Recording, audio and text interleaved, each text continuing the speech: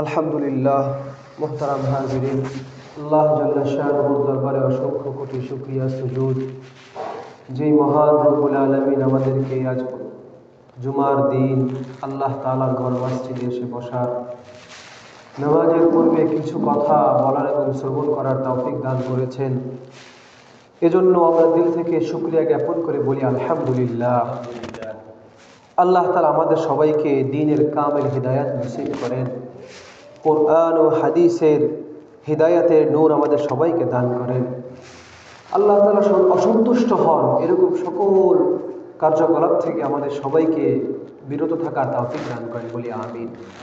প্যারে হাজিরিন, আল্লাহ তাআলা কোরআনে পাকে ইরশাদ করেন, মাইয়াহদিল্লাহু ফাহুয়াল মুহতাদি। আল্লাহ তাআলা যাকে হিদায়াত দান করেন সে হলো হিদায়াত প্রাপ্ত। ওয়া মান ইউদ্লিল ফাউলাইকা হুমুল খাসিরুন। আর আল্লাহ তাআলা যাকে গোমরাহ করে দেন, ওই সমস্ত ব্যক্তিরা যাদেরকে আল্লাহ তাআলা গোমরাহ করে দেন তারা হলো ক্ষতিগ্রস্ত, তারা লোকসানের ভিতরে আছে।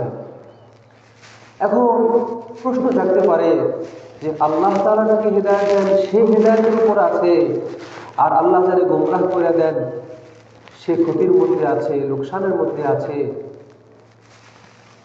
এর ব্যাখ্যায় লেখেন মুফাসসিরিনে কেরাম,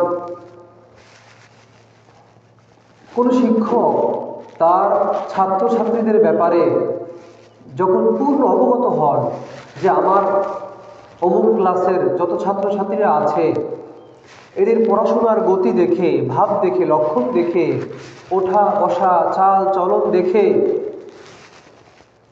প্রকৃত শিক্ষক বলতে পারে যে এই ছাত্রগুলা ভালো পাশ করবে, এরা মধ্যম পর্যায়ে পাশ করবে, আর এই অমুক অমুক অমুক এগুলো ফেল করবে। দেখবা বছরের শেষে ফেলের কাতারে লাল কালির দাগ যাদের নামের নিচে থাকবে এদের মধ্যে অমুক অমুকে আছে।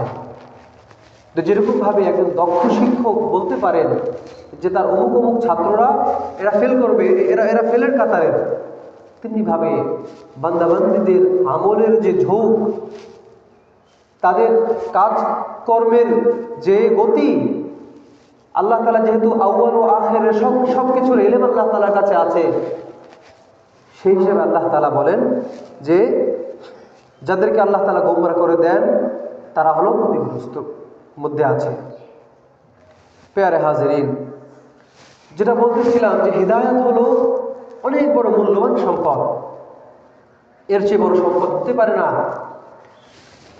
চরমনায় মরহুম পীর হযরত মাওলানা ফজলুল করিম রহমতুল্লাহি আলাইহি একবার আলোচনার মধ্যে বলেছিলেন যে উজানির কারি মৌলানা কারি ইব্রাহিম সাহেব রহমতুল্লাহি আলাইহির কাছে এক ব্যক্তি জিজ্ঞেস করেছিলেন, হুজুর একটা প্রশ্ন, যে কি বলল, মানুষ যে হেদায়েত পায় না, হেদায়েত থেকে বিচ্যুত হয়ে যায়, তো মানুষ তো হেদায়েতের মালিক না, এখানে মানুষের কোনো হাত নাই, তাইলে বিষয়টা কেমন?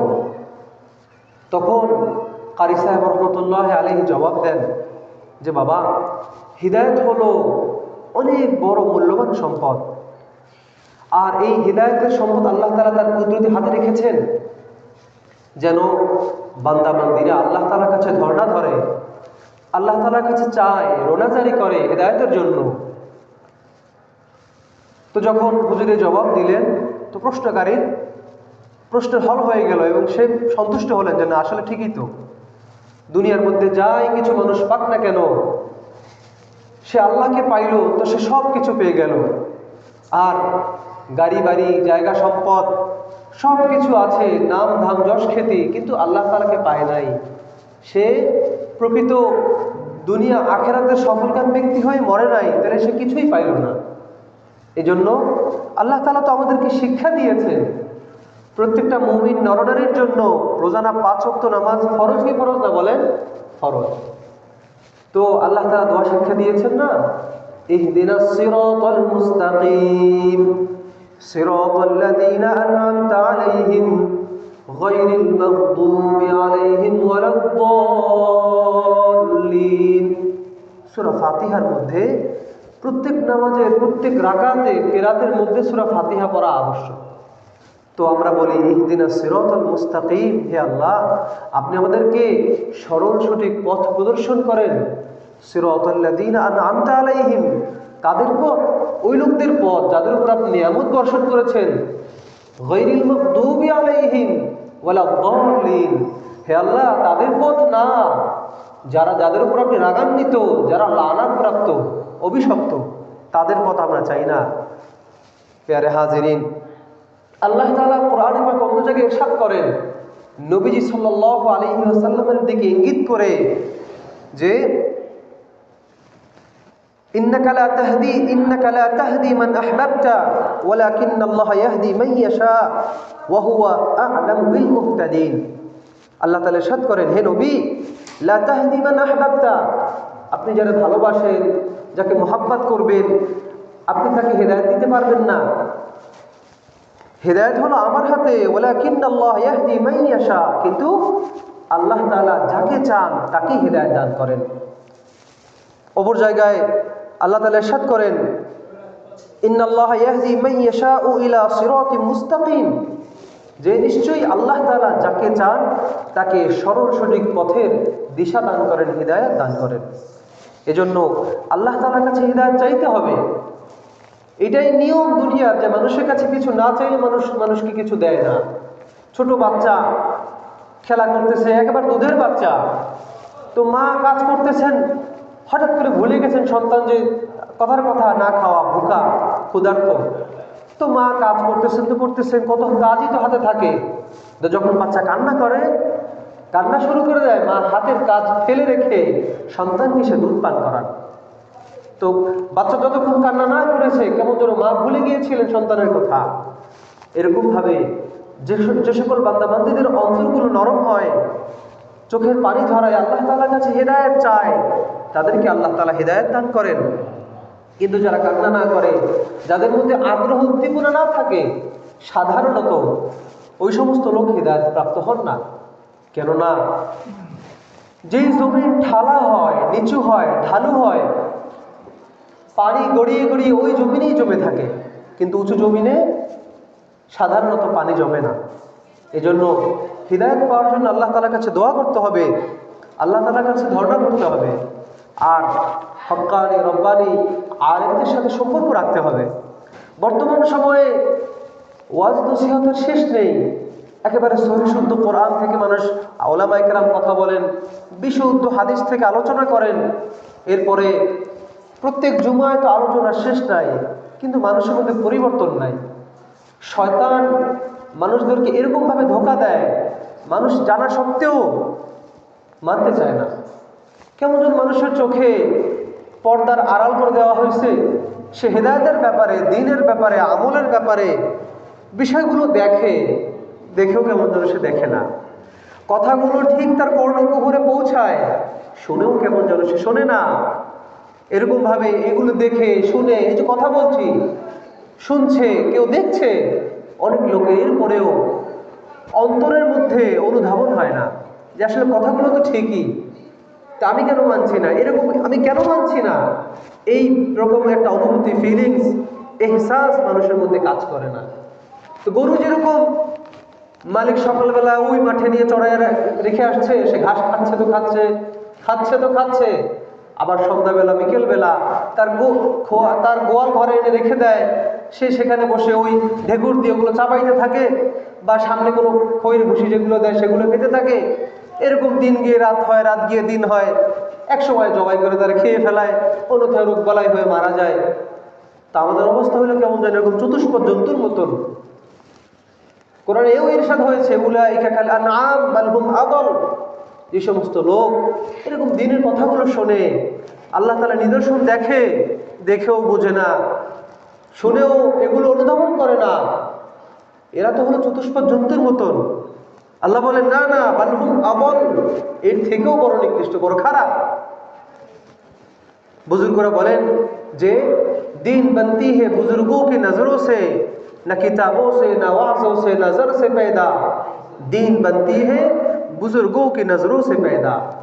যে দিন এটা পয়দা হয়, এটা তৈরি হয় হক্কানি রব্বানি আল্লাহ ওয়ালাদের নেক নজরের দ্বারা, না কিতাবো সে, না ওয়াজও সে, শুধু কিতাবের দ্বারাই না, শুধু ওয়াজের দ্বারাই না, হক্কানি রব্বানি বুজুর্গদের নজরের দ্বারাও দিন পয়দা হয়। এরকম আল্লাহওয়ালা আছেন যাদের চোখে একবার চোখ পড়েছে, তো এর রুহানিয়াতে আল্লাহ তাআলা আপনাকে হিদায়াত দিয়ে দিয়েছেন, ভিতরে আমূল পরিবর্তন হয়ে গিয়েছে। ভারত উপমহাদেশের অন্যতম মহামনীষী, আগেও বলেছিলাম তার নাম, হাকিমুল উম্মাত হযরত মাওলানা আশরাফ আলী থানভী রহমতুল্লাহ আলাইহি। তিনি একদিন ট্রেনে সফর করছিলেন। ভারতে সবচেয়ে বেশি ট্রেন চলে এখনো, আজও। তো হুজুর তার সামান্য ছামানাপত্র এবং কয়েকজন লোক সাথে ছিল।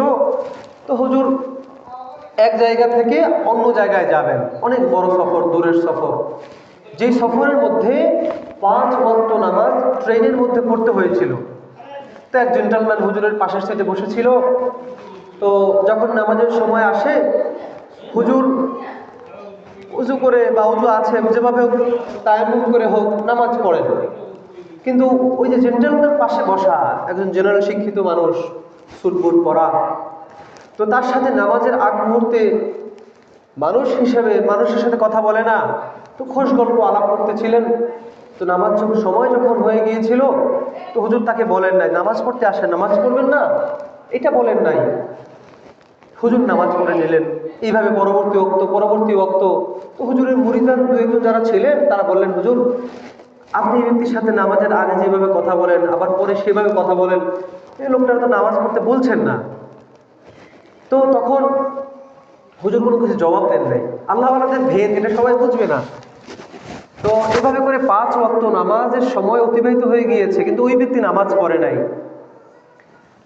তো সফর শেষ হলো, হুজুরের পথে রওনা হলেন, ওই ব্যক্তির পথে রওনা হলো। অনেক দিন পরে হুজুর আবার ট্রেনের সফরে যাচ্ছিলেন।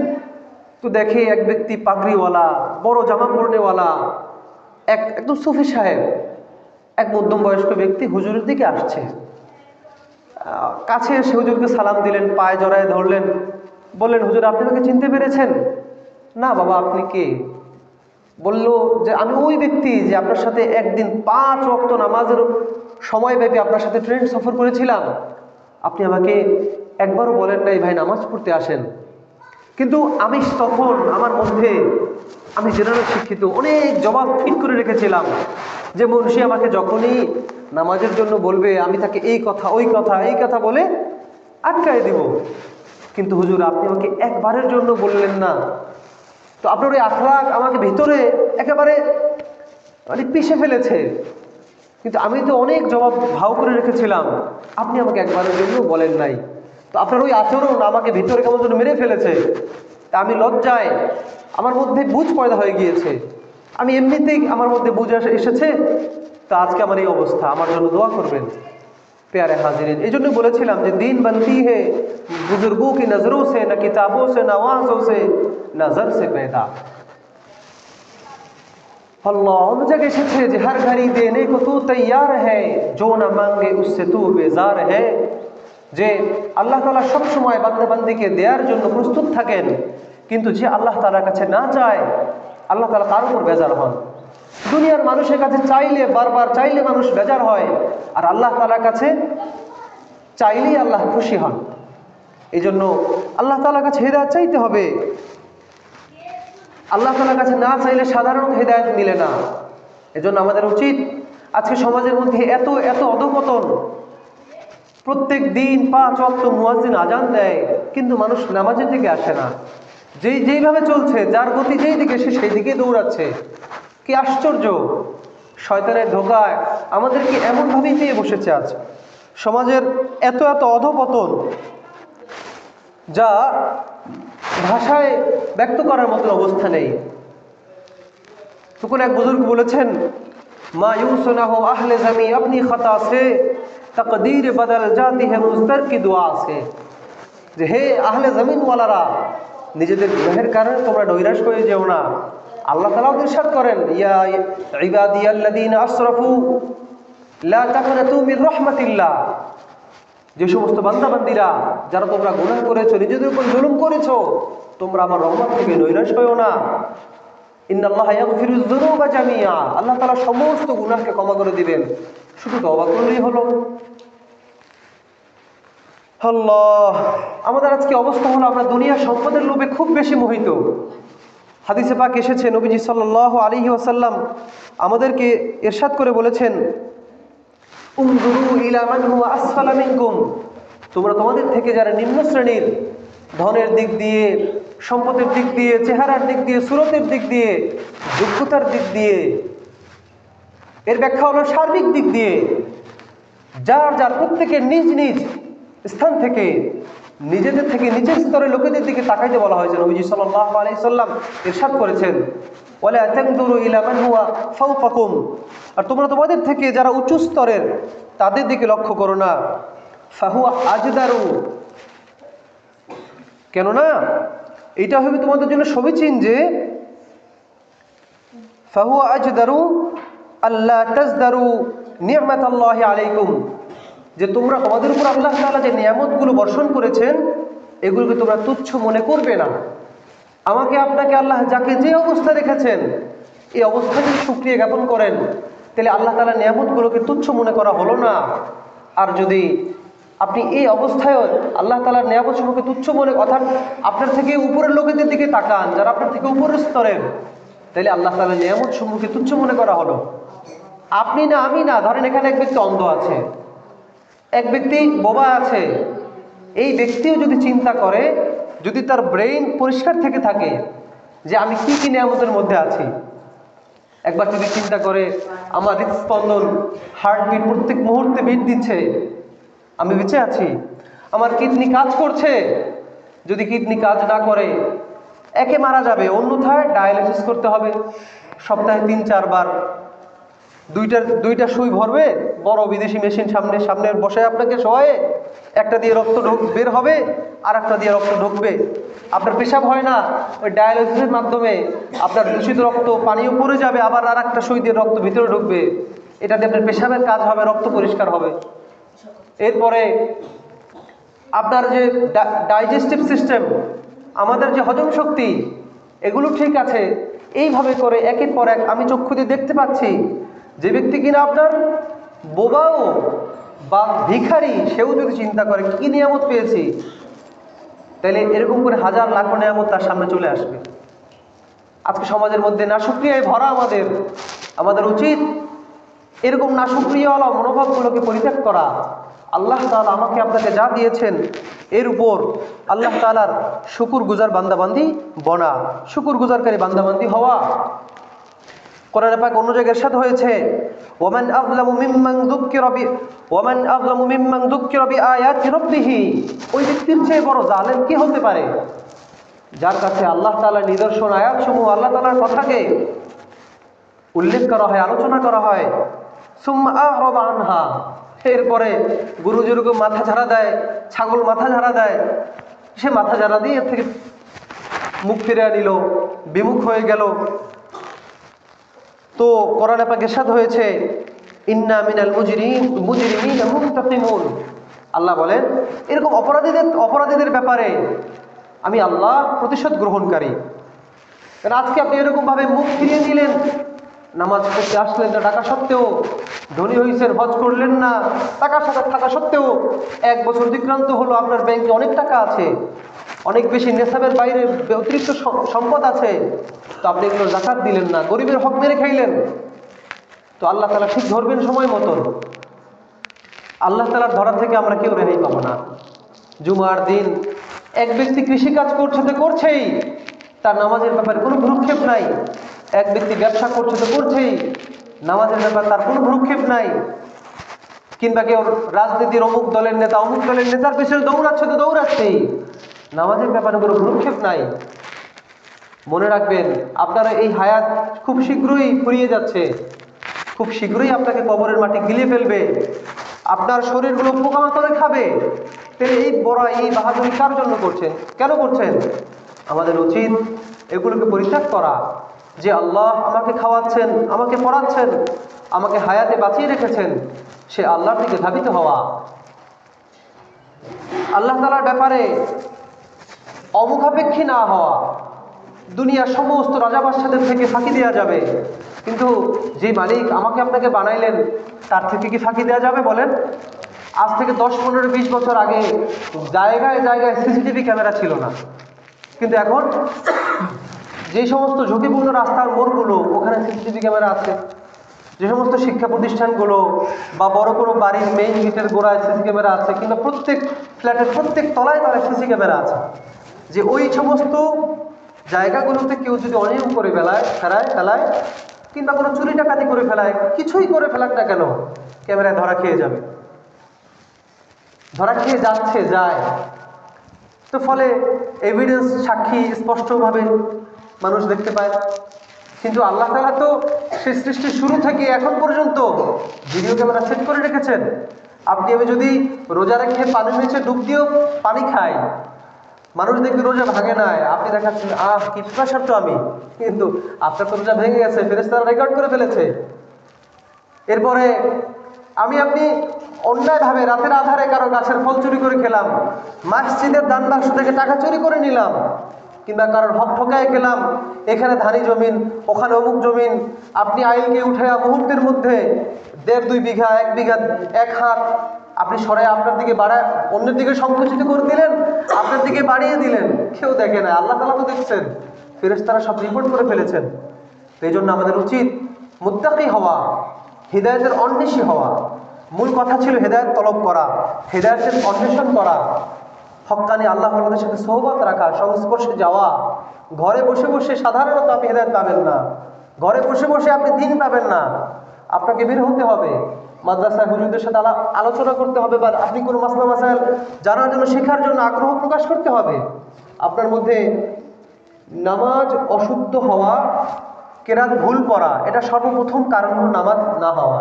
এখানে মাফ করবেন, রাগ করবেন না, যতগুলো লোক আছেন যদি একে একে জিজ্ঞেস করা হয়, সূরা ফাতিহা জিজ্ঞেস করা হয়, কয়জনের যে নামাজ সূরা ফাতিহা শুদ্ধ হয়, অনেকের তো কাপড় গরম হয়ে যাবে। এই জন্য উচিত, আমরা ইমাম সাহেবরা আছি, এতবার বলেছিলাম ফ্রিতে পড়াবো, মানুষজন বসে না। আমাদের উচিত সূরা কেরাতগুলো শুদ্ধ করা, আমাদের উচিত কোরআন মাজিদ শুদ্ধ করে শেখা, আমাদের উচিত হালাল হারামের মাসলা মাসাইলগুলো সঠিকভাবে জেনে নেওয়া, আর হেদায়েতের তলবগার হওয়া, হেদায়েতের অন্বেষণকারী হওয়া। যে কথাগুলো বলা হলো, বলনেওয়ালা শুননেওয়ালা যারাই শুনেছি, আল্লাহ তাআলা আমাদের সবাইকে বোঝার, এর উপর আমল করার তৌফিক দান করেন। বলি আমিন। ওয়া আখিরু দাওয়ানা।